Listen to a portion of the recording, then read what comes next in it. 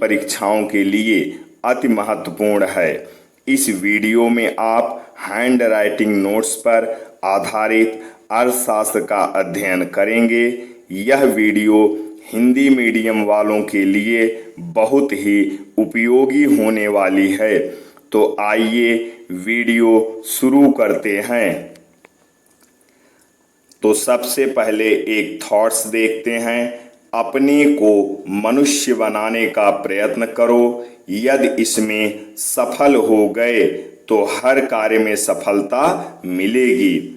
इसके बाद आगे मेरा नाम, पता, एड्रेस है। यह फाइल नंबर 7 है, अर्थशास्त्र। एक थॉट्स और देखते हैं।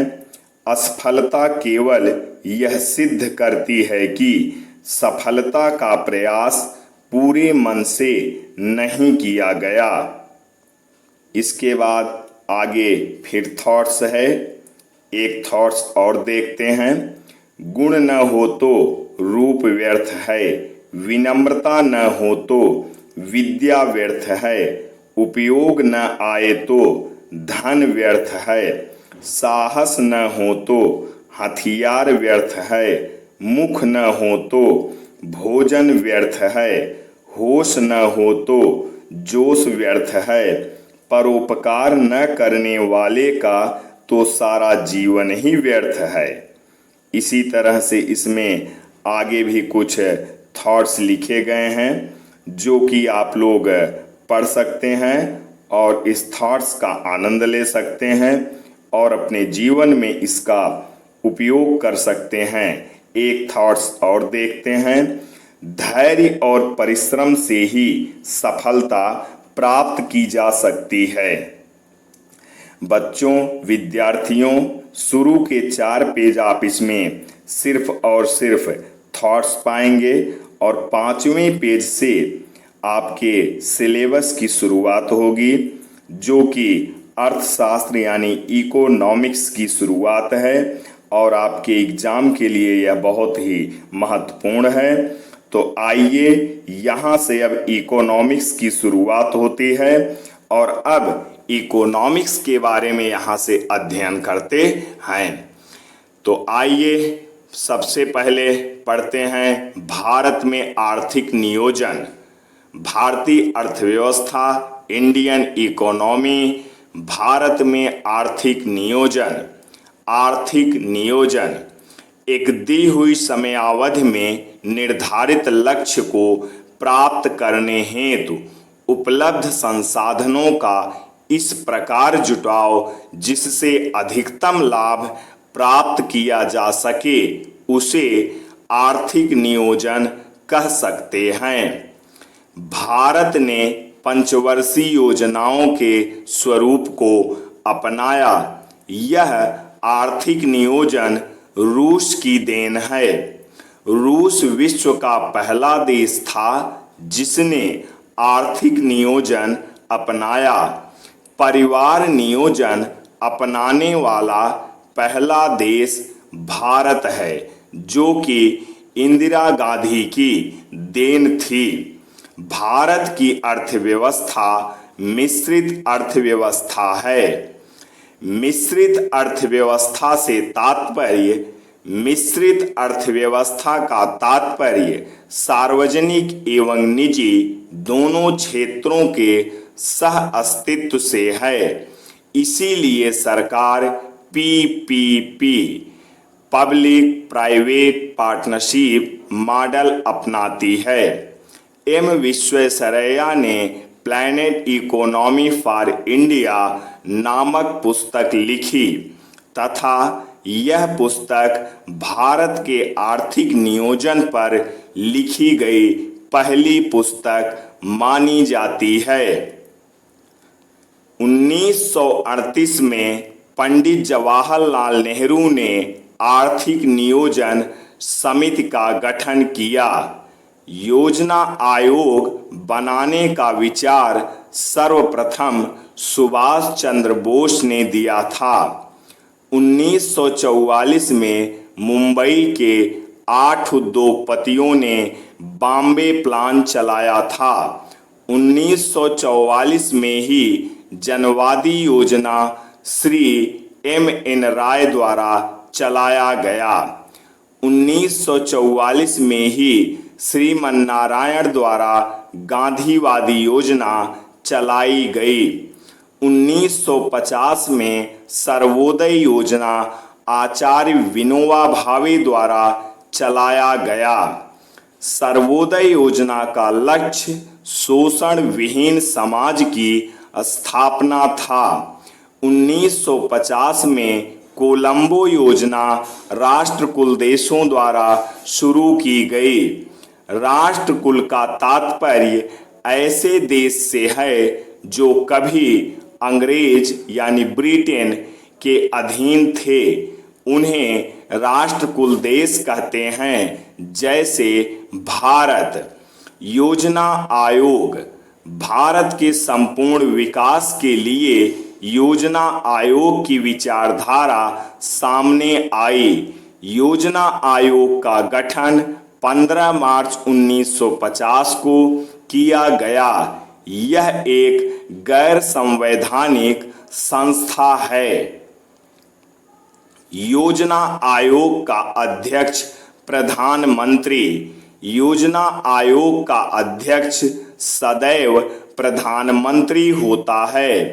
पहले योजना आयोग के अध्यक्ष पंडित जवाहरलाल नेहरू। पहले योजना आयोग के उपाध्यक्ष गुलजारी लाल नंदा।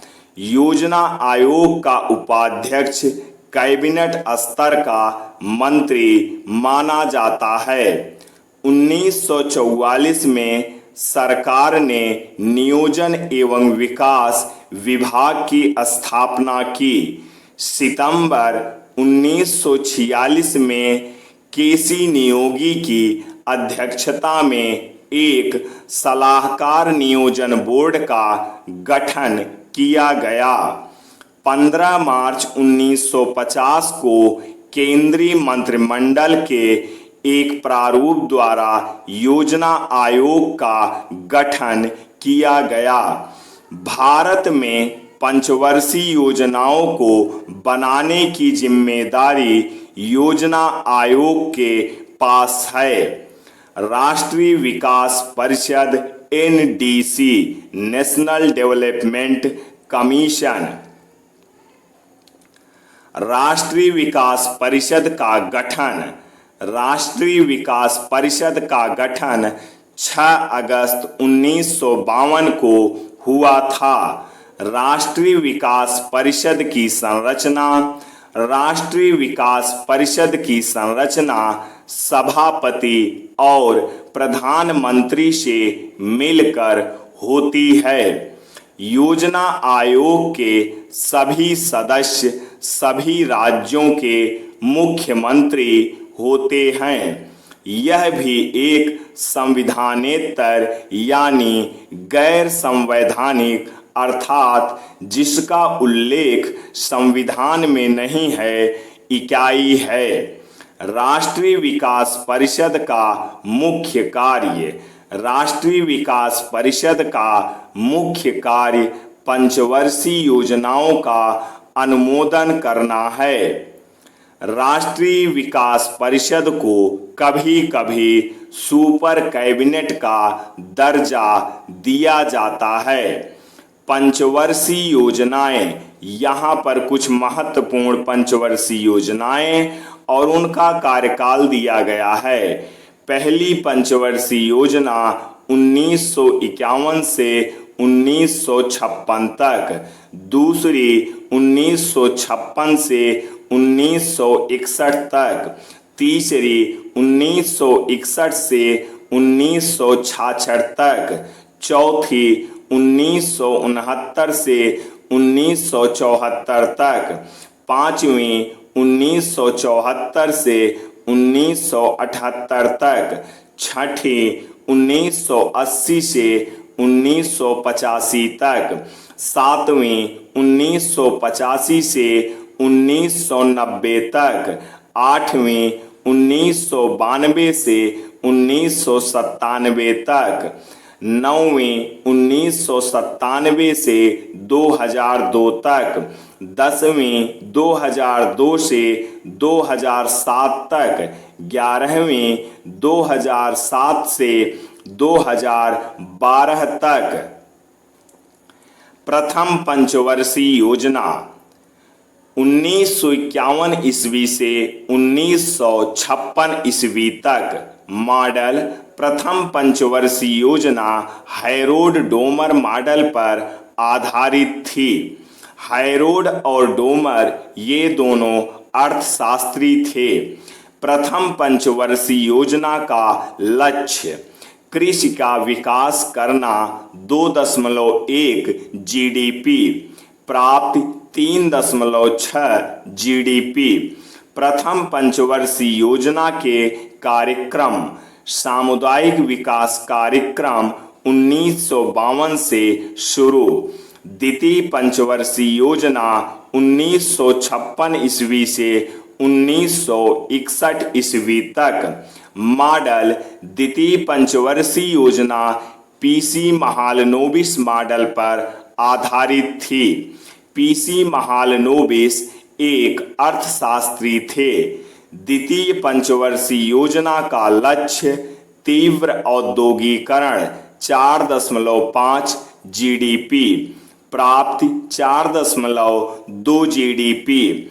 द्वितीय पंचवर्षीय योजना के अंतर्गत अनेक महत्वपूर्ण वृहद उद्योग स्थापित किए गए, जैसे दुर्गापुर, भिलाई, राउरकेला के इस्पात कारखाने इसी योजना के दौरान स्थापित किए गए।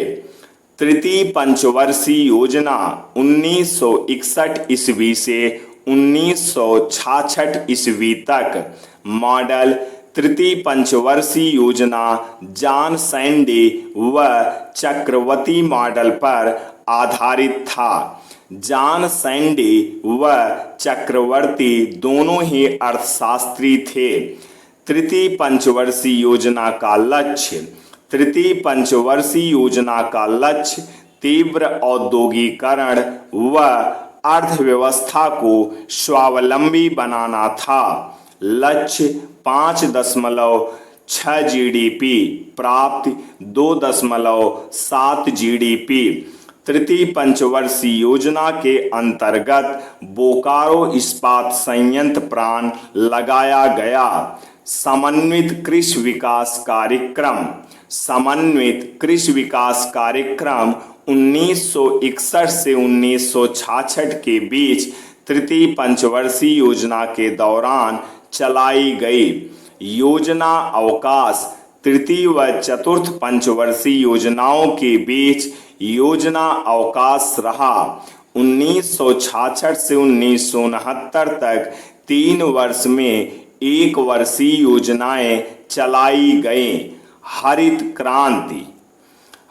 क्रांति का प्रारंभ 1966-67 से। भारत में हरित क्रांति के जन्मदाता एम.एस. स्वामीनाथन थे। हरित क्रांति के जनक नॉर्मन ई. बोरलॉग। हरित क्रांति का सर्वप्रथम विश्व स्तर पर प्रारंभ मैक्सिको से। कृषि करने के पुराने तरीके के समाप्त कर उनकी जगह नए तरीके लागू करना व खाद्यान्न उपलब्धता की वृद्धि करना ही हरित क्रांति का लक्ष्य रहा। एक बार फिर से देखते हैं। कृषि करने के पुराने तरीके समाप्त कर उनकी जगह नए तरीके लागू करना व खाद्यान्न उत्पादन की वृद्धि करना ही हरित क्रांति का लक्ष्य रहा। प्रयोग उन्नतशील प्रजाति बीजों की उपलब्धता, रासायनिक खादों का प्रयोग, कीटनाशक एवं जीवाणुनाशक का प्रयोग, मशीनीकरण का प्रयोग। हरित क्रांति से लाभान्वित होने वाली फसलें गेहूं, चावल। गेहूं सर्वाधिक लाभ प्राप्त करने वाली फसल थी। हरित क्रांति से सर्वाधिक लाभ गेहूं की फसल को हुए। हरित क्रांति से लाभान्वित होने वाले राज्य पश्चिमी उत्तर प्रदेश, पंजाब, हरियाणा। द्वितीय हरित क्रांति की आवश्यकता पर बल सबसे पहले एपीजे अब्दुल कलाम ने दिया था, ताकि दलहन और तिलहन के उत्पादन को बढ़ाया जा सके। चौथी पंचवर्षीय योजना 1969 से 1974 ईस्वी तक। मॉडल एलन मात्रे, अशोक रुद्र। चौथी पंचवर्षीय योजना एलन मात्रे व अशोक रुद्र के मॉडल पर आधारित थी। लक्ष्य स्थिरता के साथ आर्थिक विकास व आत्मनिर्भरता की प्राप्ति। लक्ष्य 5.7 जीडीपी, प्राप्ति 2.05 जीडीपी। 1969 में 14 बैंकों का राष्ट्रीयकरण कर दिया गया। इसमें इंदिरा गांधी का सर्वाधिक महत्वपूर्ण कदम रहा। कार्यक्रम रोजगार गारंटी योजना 1972-73। रोजगार गारंटी योजना का शुभारंभ 1972-73 में महाराष्ट्र से चौथी पंचवर्षीय योजना के अंतर्गत शुरू किया गया। पांचवी पंचवर्षीय योजना 1974 ईस्वी से 1978 ईस्वी तक। जनता दल की सरकार ने पांचवी पंचवर्षीय योजना को एक वर्ष पहले ही समाप्त कर दिया था। कार्यक्रम रोलिंग प्लान अनवरत विकास योजना 1978। रोलिंग प्लान की शुरुआत 1978 में की गई थी। बिना लक्ष्य बदले लगातार प्रयास करते रहना रोलिंग प्लान कहलाता है। मॉडल योजना आयोग का प्रारूप पत्र। नया नाम समाविष्ट भावी मॉडल, आगत निर्गत मॉडल। गरीबी हटाओ का नारा इंदिरा गांधी ने पांचवी पंचवर्षीय योजना में दी थी। लक्ष्य निर्धनता उन्मूलन। काम के बदले अनाज कार्यक्रम 1977-78। काम के बदले अनाज कार्यक्रम योजना 1977-78 में पांचवी पंचवर्षीय योजना के अंतर्गत चलाई गई। बंजर भूमि विकास योजना 1977-78। बंजर भूमि विकास योजना 1977-78 में पांचवी पंचवर्षीय योजना के अंतर्गत चलाई गई थी।